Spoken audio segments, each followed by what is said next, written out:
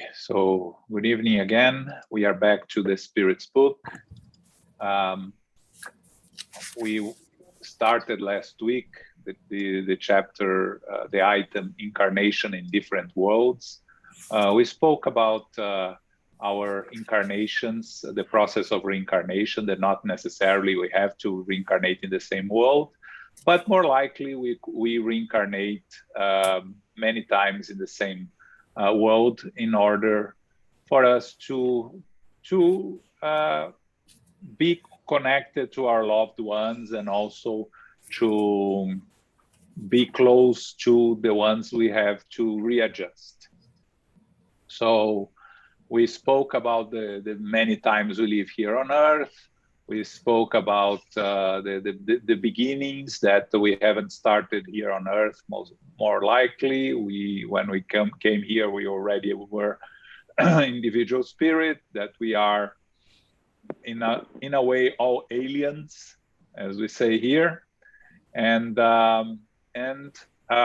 we talked a little bit about as we evolve, we preserve our intelligence and a moral evolution. And we've last talked about the physical bodies in different planets that the Spirit tells us that we have bodies according to the matter of each planet.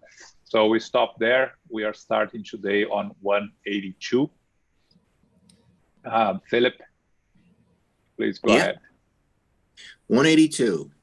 Can we know precisely the physical and moral state of different worlds? As spirits, we can only make revelations according to your degree, meaning that we cannot reveal these things to everyone because some are not equipped to comprehend such revelations and would be confused by them. As a spirit,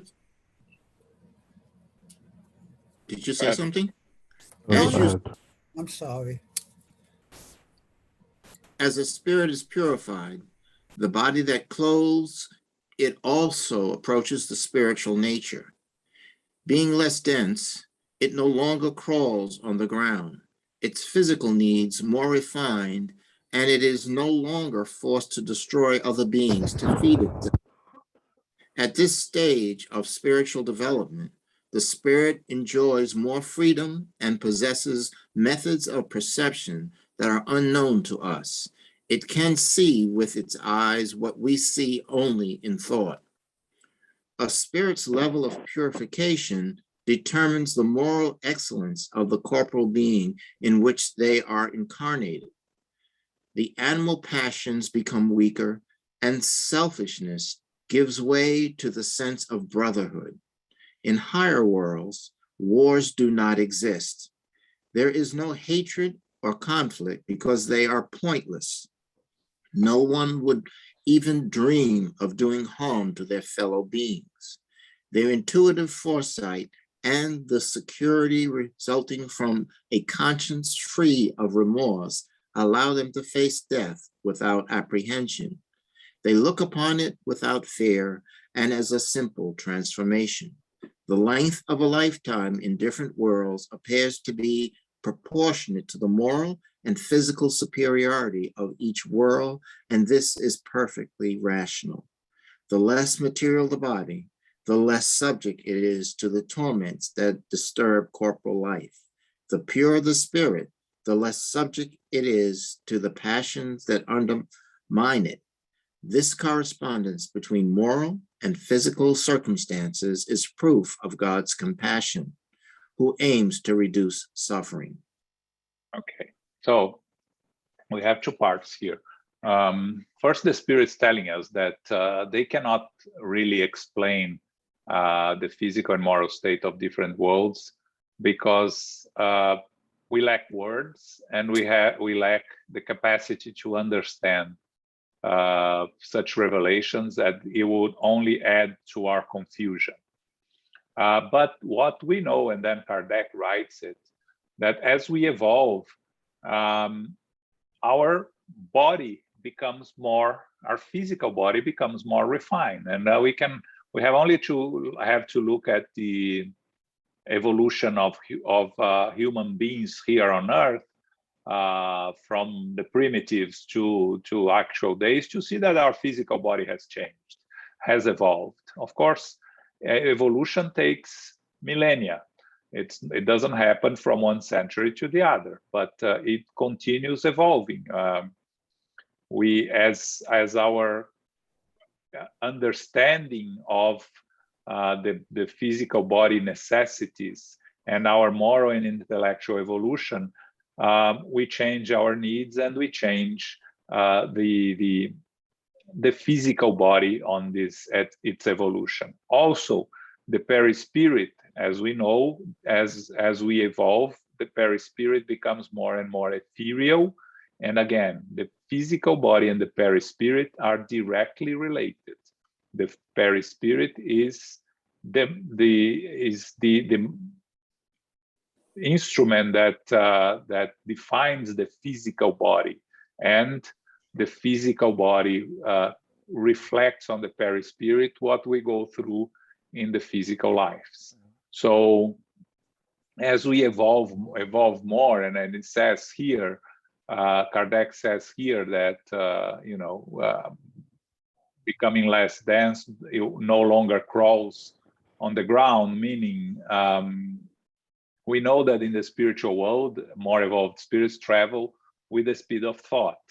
So the less dense becomes the physical body, we can imagine that it will change the way it moves and the way it reacts.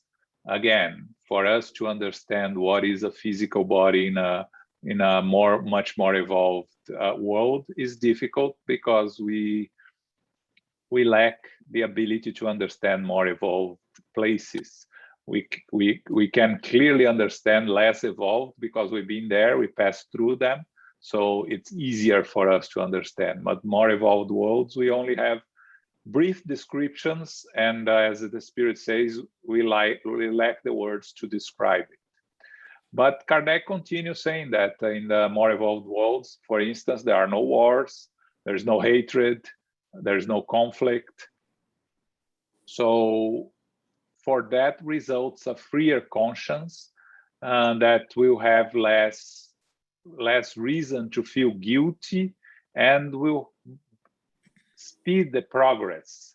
We'll fear death less as we understand more our spiritual nature, and the time we spend on an incarnation can be also more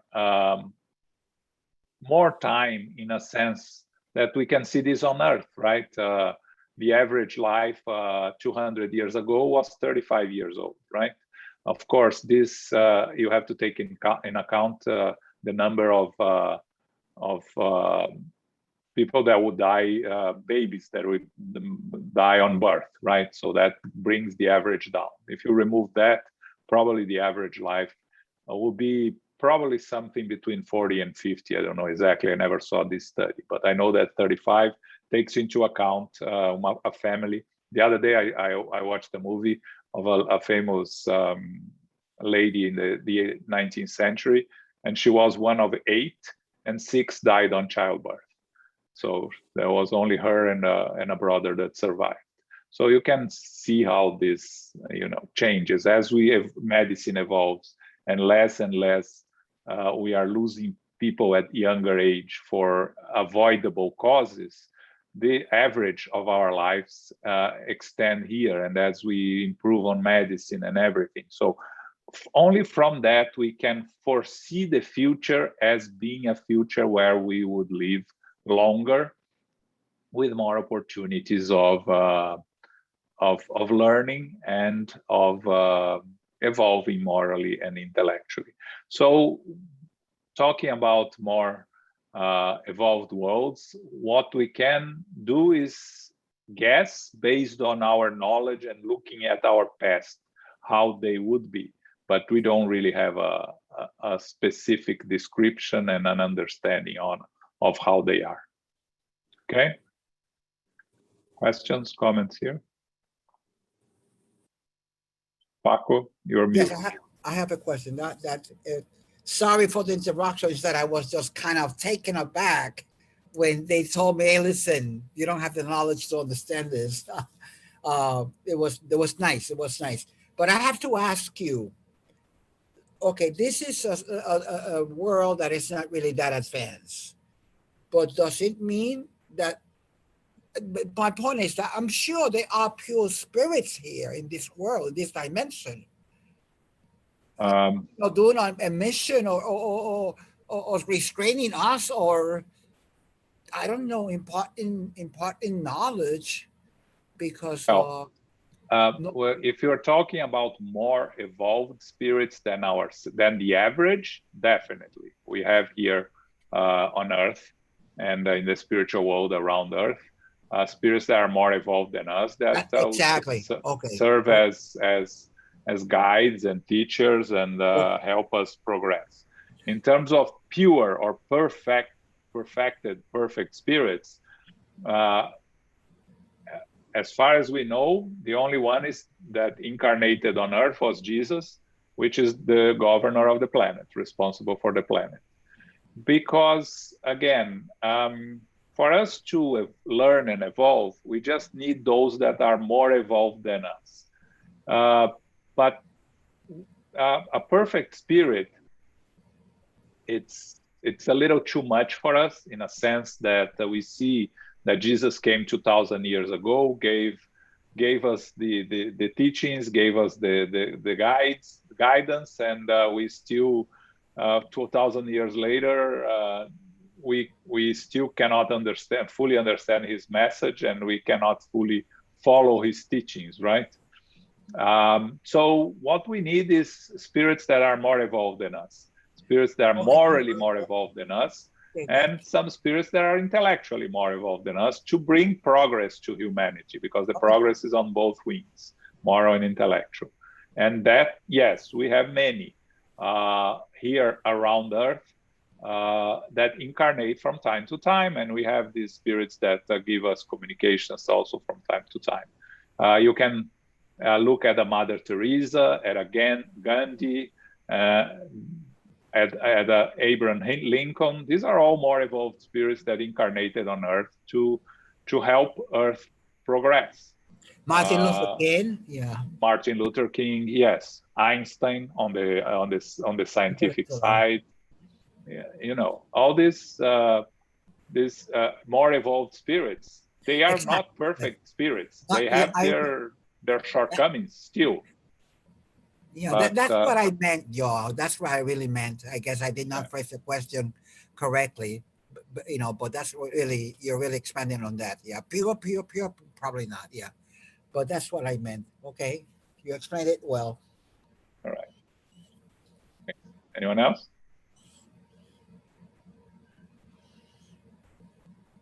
Okay, next one.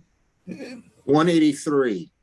Does the spirit go through a new infancy when passing from one world to another? Infancy is a necessary transition everywhere. However, it is not as undeveloped in all worlds as in yours. Well, very simple here, right? As a new reincarnation starts, we need to go through infancy. Yes, the development of the physical body is a necessity, is part of the process. But what the Spirit tells us that it's not as undeveloped in our worlds as in yours. As we evolve, we are going to have, of course, probably a shorter infancy, and also even the process of birth and the pregnancy, it will evolve, and with the scientific advancements that we already see humanity doing in birth, right? We can only imagine that eventually you think of a future a planet, more perfect planet, that even the process of pregnancy may be completely different, and everything that we say here is speculation, so I'm not going to go there. But we can see, as we are evolving in terms of scientific knowledge, that the process of birth also is going to evolve and is probably going to change as we go to a more evolved planet. Okay.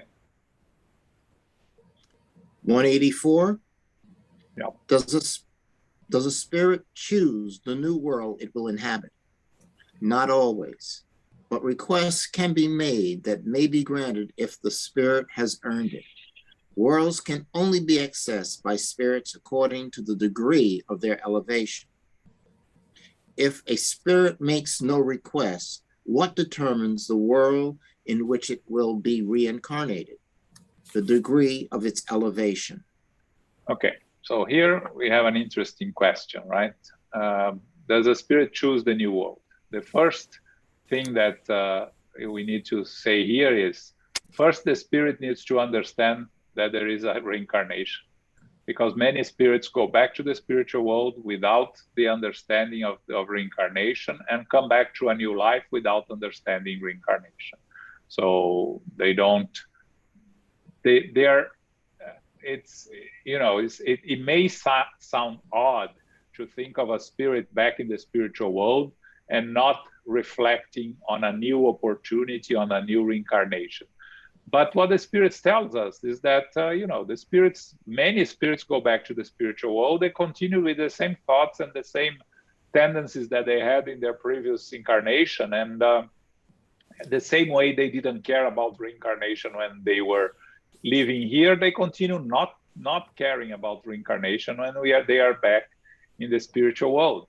Not all of them. And I was studying the book Planetary Transition yesterday with a group that we are doing the study, and the chapter, Manuel Filomeno de Miranda asks a priest called Marcos, how does the process of reincarnation, how does he believes in reincarnation if, you know, the Catholic religion here doesn't say anything and doesn't believe in reincarnation, let's say. And he said that the truths come from there to here, and here we modify according to our convenience. But the true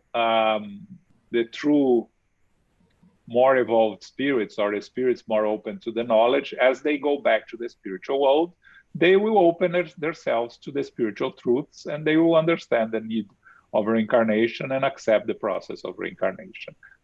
But again, these are not all spirits. There are many that go back to the spiritual world and continue living as they were living here, and still refuse to accept any external teachings that they may receive. And again, we think about André Luiz spending 8 years in the lower zones with the help all available to him, and him not opening himself to receive the assistance. So you can think of a spirit that will stay their whole time in the spiritual world, refusing to open themselves to receive assistance. They will come to a new reincarnation, kind of in the natural process of the natural law that which reincarnation is part of it. So, but the requests can be made, and then we remember Alcione from the book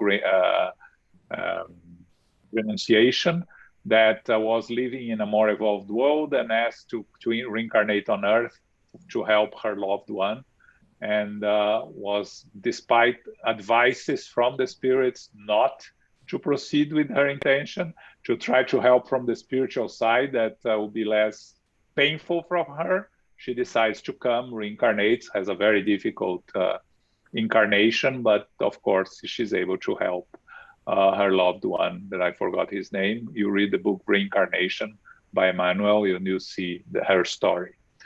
So, but if a spirit doesn't make any request, what world will we reincarnate? Of course, we discussed that.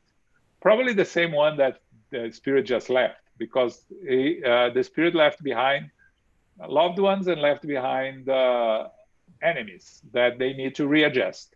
So the likely scenario is that we reincarnate many multiple times in the same planet.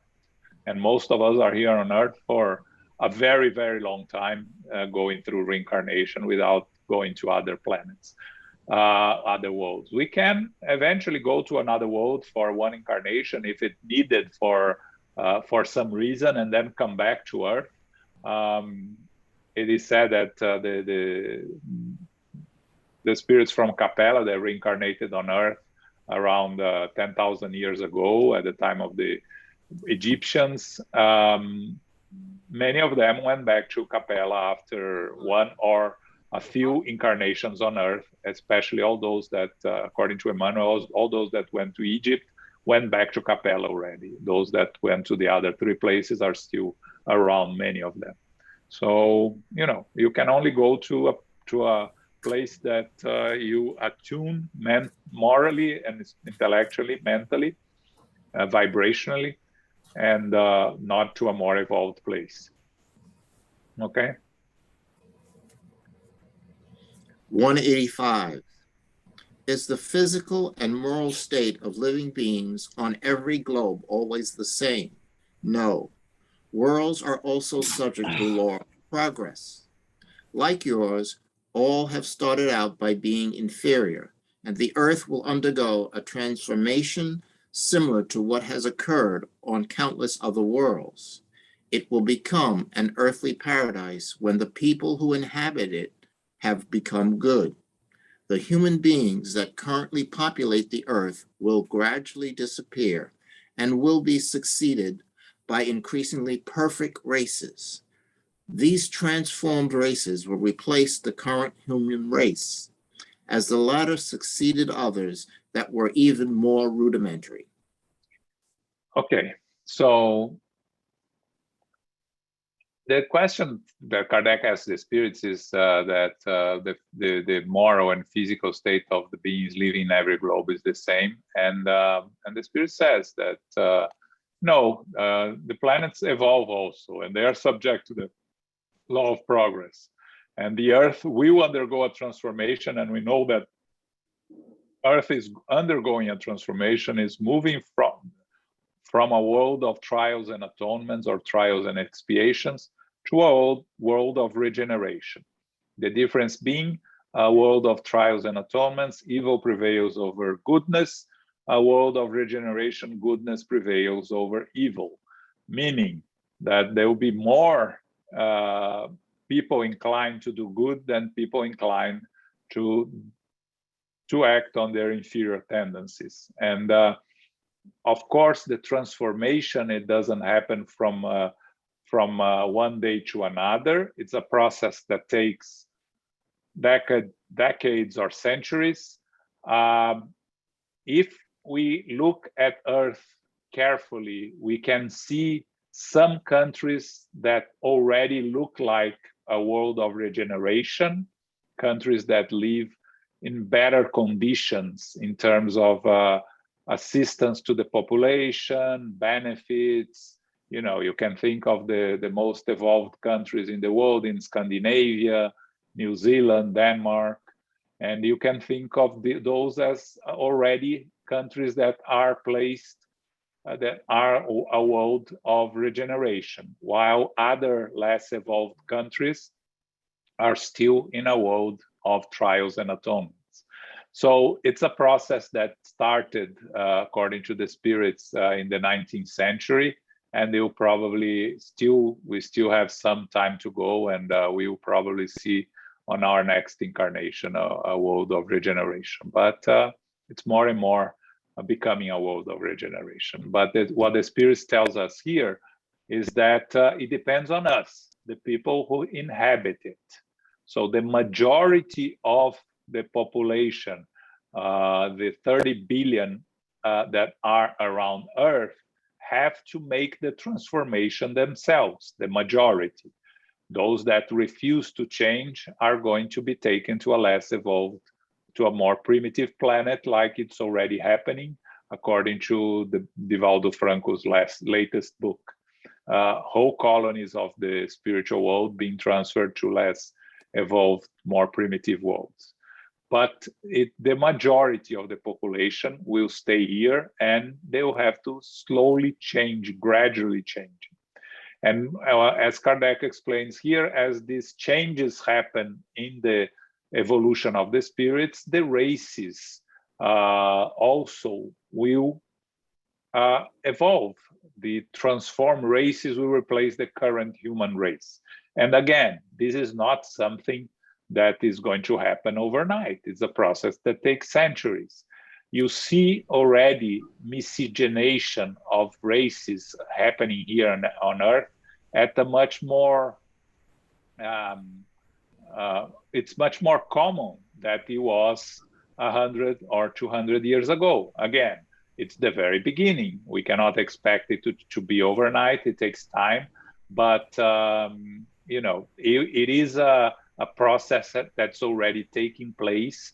And as we are perfecting our human body, our physical body, we will create new, more perfect races again, without knowing exactly what they're going to be. And anything we say here is speculation, right? There was an article like 10 years ago on the New York Times that says in the future we will all be Brazilians in terms of races, because the miscegenation in Brazil is much more pronounced than in other places in the world. So the look-like meaning, the miscegenation, that if we try to look at the future, we would have to look at how some Brazilians look today. And I don't know if that's true or not, but I thought it was funny, the article. I never forgot about it. Okay. Comments, questions here? I have a question. I guess it's a question. So, Sure, Paco. theoretically, then we can say that the Earth eventually will be a perfect world, a paradise. Yes. Theoretically. Now, parallel to this, then I can make the statement that it is possible for one person, for one spirit, to reincarnate eternally on Earth, theoretically speaking. Theoretically speaking, yes. Okay. It continues evolving with the planet, and With the planet, as the planet exactly. evolves, you evolve also, and you don't evolve faster than the planet or slower than the planet. You continue here. Yes, perfectly possible. Okay. Perfectly possible. Okay, thank you. Anyone else? Yeah, this creates the problem that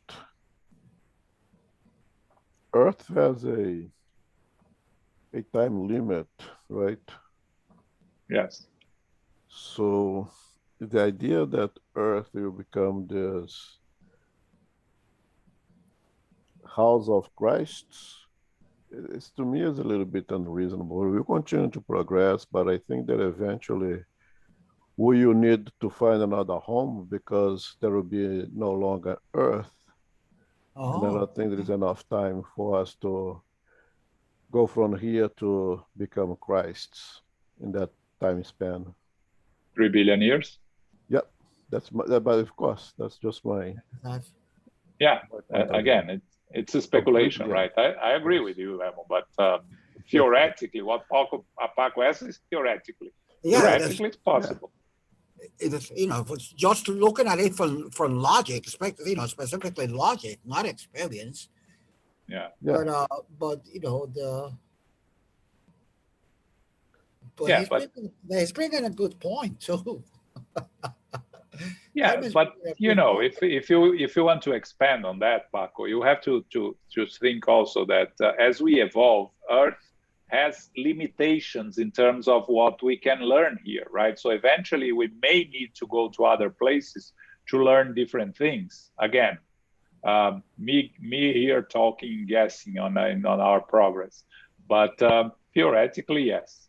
And again, as everything evolves, and we know the solar system will cease to exist at a certain point in the future, and the spirits are eternal. So eventually, even that you continue living on Earth for a very long time, eventually you need to move to a different place because Earth will no longer exist. So under that point, Elmo is right. But the thing is, have we become perfect spirits when Earth ceases to exist? That's anyone's guess, right? Yeah.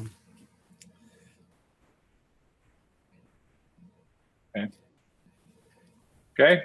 Yeah. Okay. Yeah. Continue. Yeah. 186. Are there worlds where the spirit, having ceased to inhabit a material body, only has the perispirit as an envelope? Yes.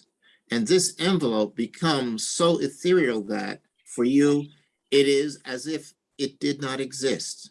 This is the state of pure spirits. It seems as though that statement implies that there is no clear line between the state of the final incarnations and that of a pure spirit. No, this differentiation does not exist. However, as the difference between them continues to diminish, they blur into one another just as the darkness of night fades into dawn. So what they're saying here is there is no finish line. There is no diploma of you became a perfect spirit, you get a diploma at a certain point, right? The line is blurred in the sense that you become a perfect spirit without the complete conscience of it. But the first part, Kardec asks the spirits if there are worlds where there are spirits inhabiting that do not have a physical body, that has the perispirit only. And the spirits tells us, yes, there are worlds where spirits inhabit that are not incarnated. That's what they mean that. The pure spirits, again, pure spirits are not lost in space. They have some place that they will call home, let's say, or something like that, right? So of course, as a pure spirit, you travel from one place to another in the entire universe at the speed of thought. But again, you have to imagine, according to what the spirits tells us, that they also have a place that they call home, and there are worlds. And there, I'm not going to say only planets, because stars are also inhabited by spirits, not incarnated spirits, but errant or perfect spirits. So not all worlds are inhabited by incarnated spirits.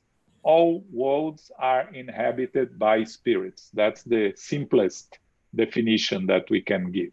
Yeah. And then once you become a pure spirit, you no longer need reincarnation, but you still need a place to call home, I guess. Okay, Luis, you open your camera. Yes. I have stated in the past, I believe you also have, that pure spirits have no need to reincarnate and that they do not have a perispirit. I don't remember a reference for that, but 186 says something different to us. It tells us that even pure spirits have a perispirit. It might be so ethereal that we do not, but they have it. So question is, do you have a reference where we got from that pure spirits have no perispirit? No. No, never Yeah, heard that. no, because my thinking was always that spirits always have a perispirit, and the example is Jesus, right? Jesus being a perfect spirit. If Jesus didn't have a perispirit, he wouldn't be able to incarnate on earth, or you need to create a perispirit. Well, I think what we read, and I you are right. We need to look. Probably it's in evolution into worlds or of somewhere there, but is that the perispirit becomes so ethereal that is as if there is no perispirit, which is what's written here. But it is said that Jesus, it took him 1,000 years to ready his perispirit to incarnate on earth. Again, I don't remember where it said that. But no, I have no knowledge of spirits not having a perispirit. And I think, Elmo, I think you, yeah. I don't know if you have any reference there or any remembering having read anywhere. I never heard that here. No, it's always my understanding reading that even the highest level of perfection, the Christs will have extremely ethereal perispirit that is for us in our inability to perceive greater as if they did not have. But for them, it is an instrument of work because a spirit needs an instrument to perform. If you become a Christ and don't have a perispirit, you'd be basically null. You have no means to work. Thank you. I have been saying wrong things. It's always a learning experience. Of course. One more today. Thank you. Yeah. One more thing that I speculate, and again, it's a speculation, is that you may know that we will reach level of spiritual purification that even before we reach the level of a Christ, there will no longer be need of reincarnations as we understand it. Yes, that's our understanding. Yes, we actually just studied that, right? As you become perfected spirit, you no longer need reincarnation. You can incarnate if needed.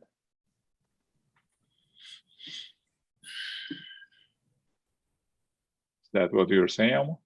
Yeah, no, yes, but even before we reach that level of Christ to become a perfected spirit, even before you reach that level, will you continue to progress without the necessity of reincarnation in physical material worlds as we understand it?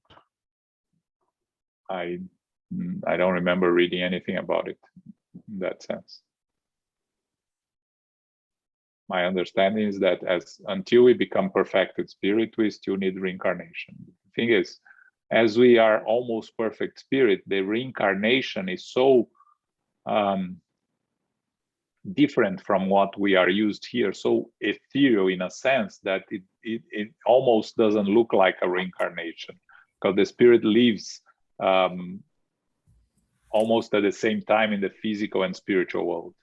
Yeah, so you were saying, both of us are saying the same thing, because as I said, reincarnation as we understand it. Yeah.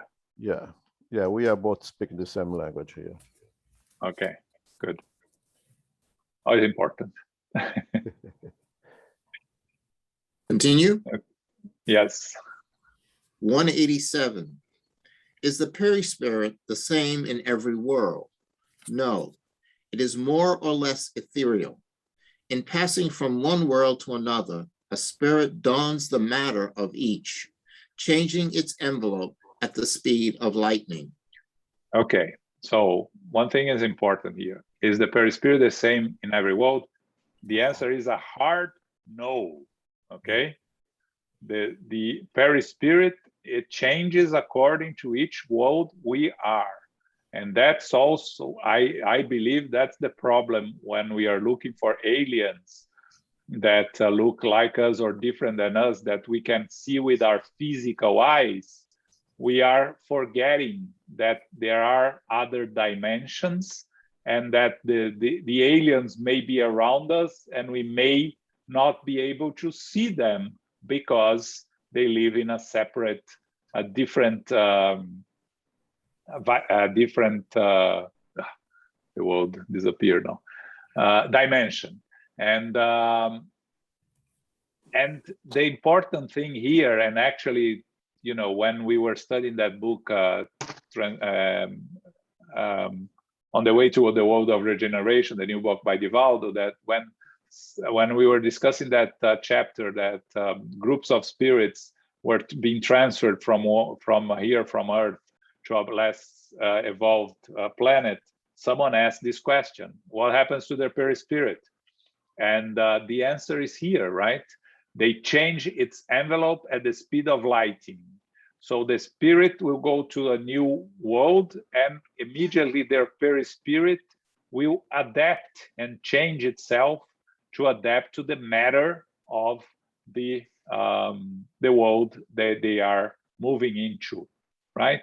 Again, for us that are used to material things, to our physical body, it's hard to understand the concept and hard to imagine. But the theory that we have to understand is each world, the perispirit is going to change according to the matter of that world. So when we talk about planets like Jupiter and Saturn that are not, that don't have a matter like Earth or Venus or Mars, the matter is gas. You can imagine that the perispirit needed for those worlds is completely different from the perispirit that is needed for Earth, and it's completely foreign to us in our ability to understand how it is. Okay.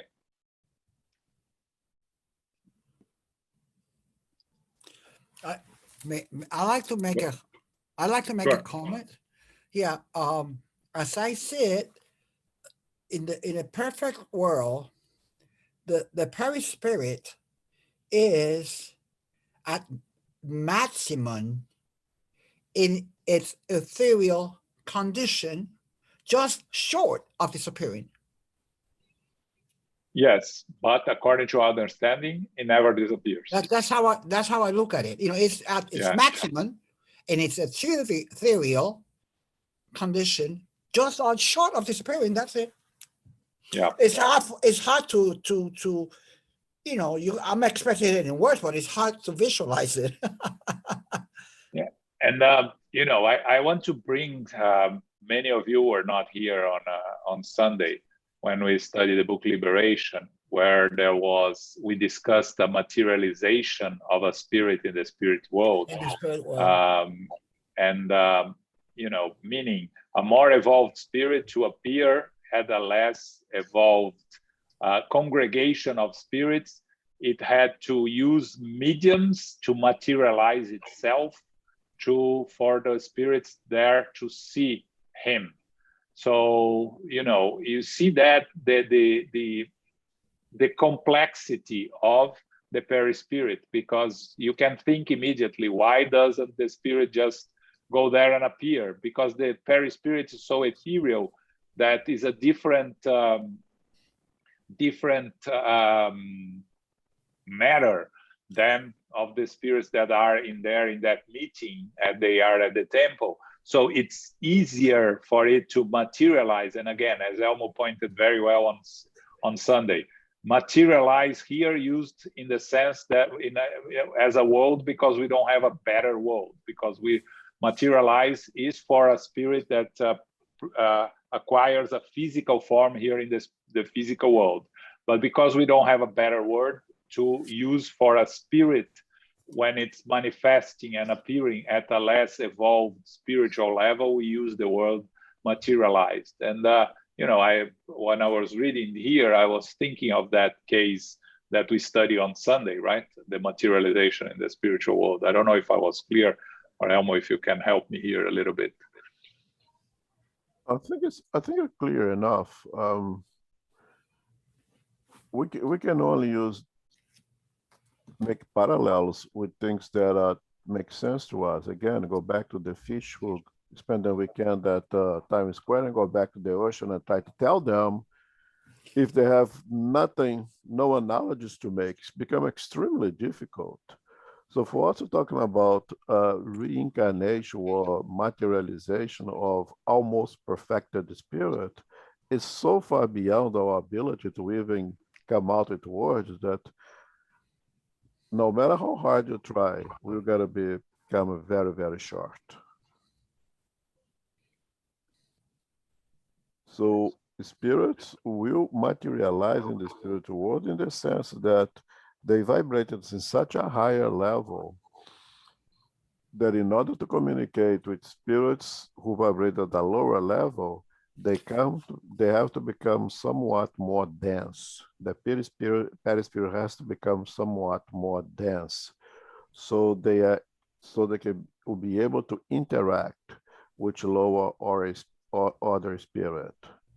And that's what we're gonna name materialization, because you don't have better words to use.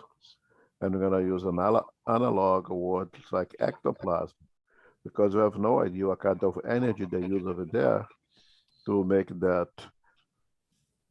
I'm gonna borrow another word, the condensation of the very ethereal perispirit to be able to interact with less evolved spirits. Yeah. Also, condensation is not Right. perfect word, right? Yeah. Absolutely. Okay.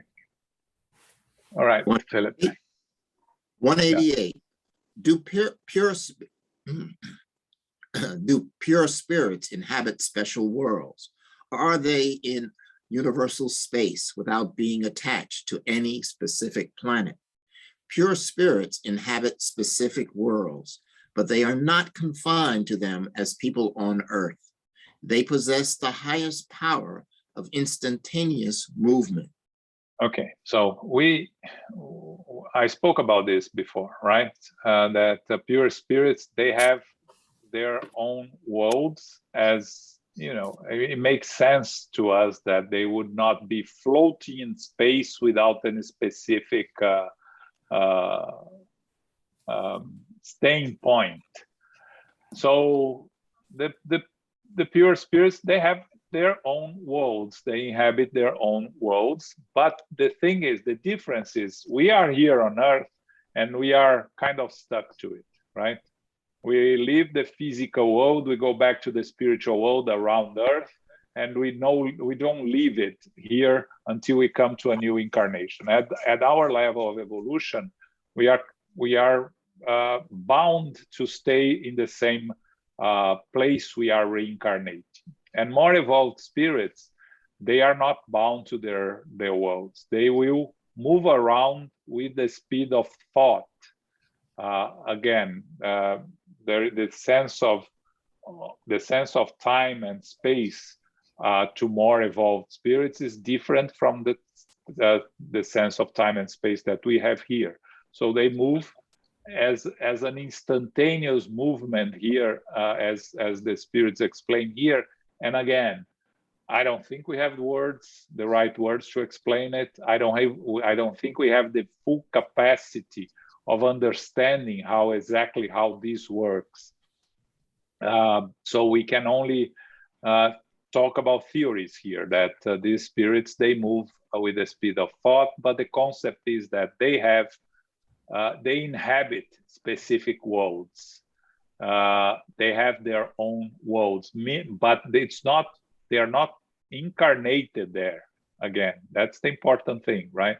Because pure spirits no longer need to reincarnate. So they are living there, and what we know about pure spirits is that they work directly with the Creator, with God, in the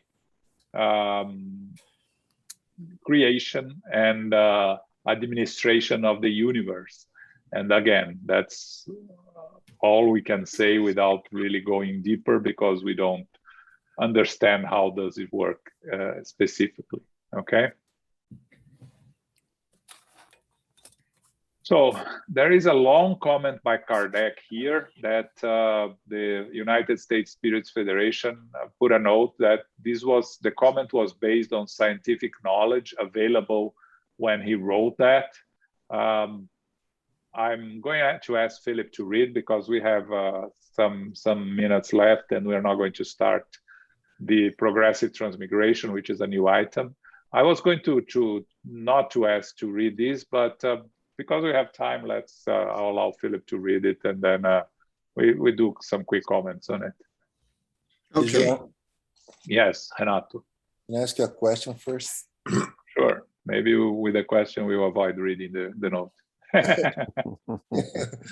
No, I was thinking, when we talk about world, for example, Earth, well, sometimes we say that there is like 3 times more spirits in the spiritual realm than on the physical realm right now. Yeah, And that's the information we have from the spirits. Yes. Yeah. And considering that you have, the lower zones, hells, whatever you want to call it, and then you also have the higher place, like where Jesus, I don't know, organized everything. So how do you classify a world as regeneration? This is that it's only by the incarnate spirits, because all their spirits that are even on the lower, on the higher, belong to, I believe on the same world. Let's put it that way. It doesn't matter if it's the physical or the spiritual. So how do you classify a world? You average it up, or how does it work? Yeah, it's a very good question, Renato. So let's take a step back here. When we talk about Jesus and we talk about spirits that work directly with Jesus, they are not living on the spiritual world of earth. They are living Jesus for sure. He lives in a world of pure spirits and more evolved spirits. They work on earth and they help and assist us here on earth. And many of those, of course, are based on the spiritual colonies, more evolved spiritual colonies. But as they are more evolved, they are not stuck with earth like we are. So when we talk about the 32 billion that between incarnates and discarnates, these are all spirits that are bound to earth, that need to reincarnate on earth, that are still living here and following the progress of this planet. How you classify the planet according to this 32 billion, right?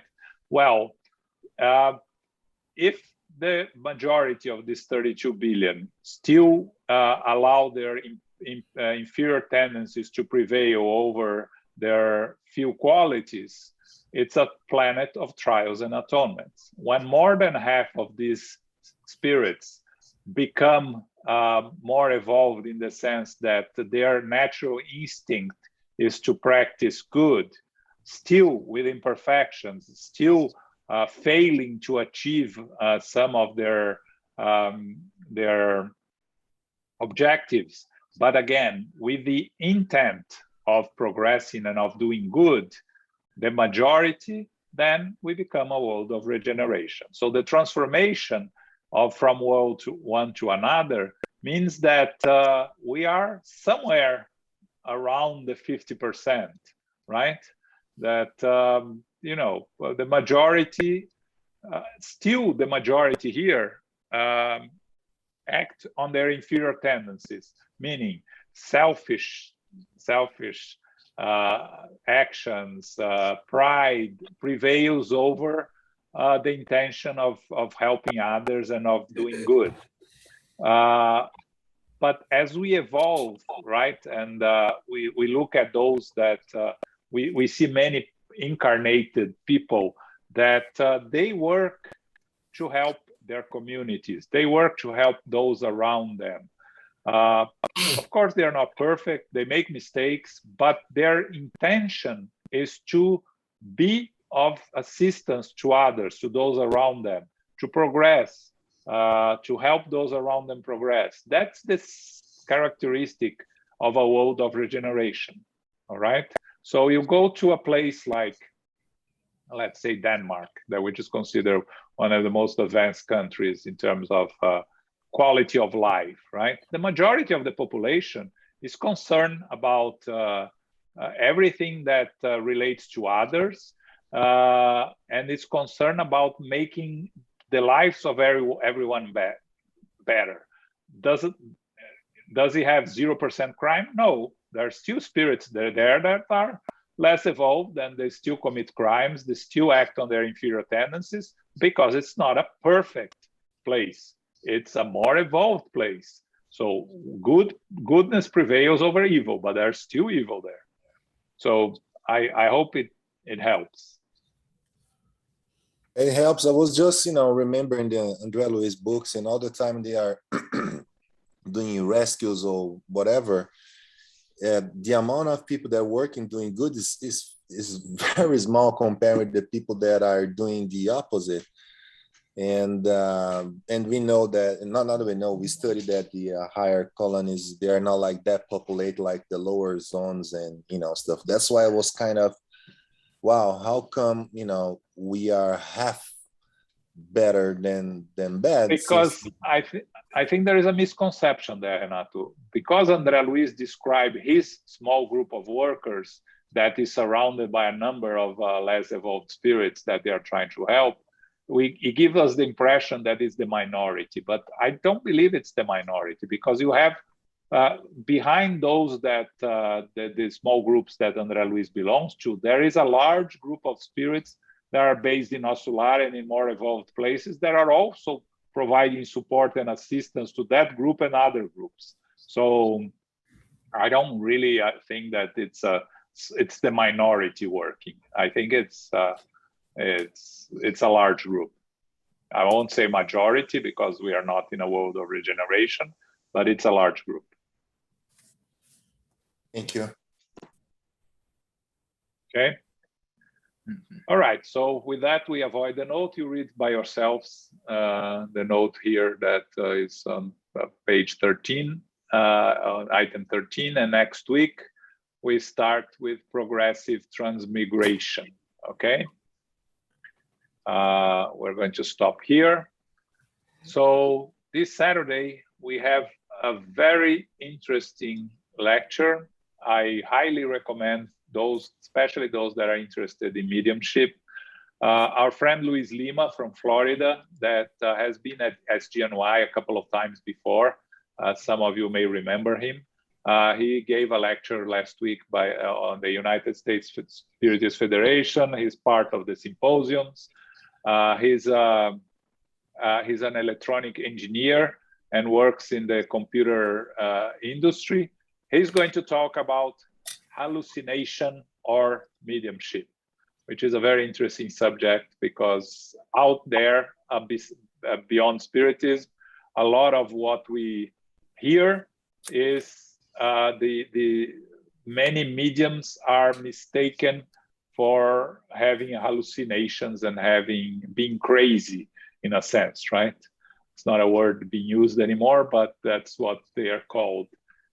So Luis is going to explore this subject on Saturday. So if you have time, Saturday, 11 a.m., I highly recommend. Luis does a very good work in presenting his classes, okay? This Sunday, we are going to study the Gospel according to Spiritism. It's the second Sunday of the month, okay? And on the fourth Sunday of the month, the 22nd, we are going to have our friend Luis giving us a special lecture that he hasn't sent me the title, the full title, but what are you going to talk about, Luis? Tell us. On 22nd.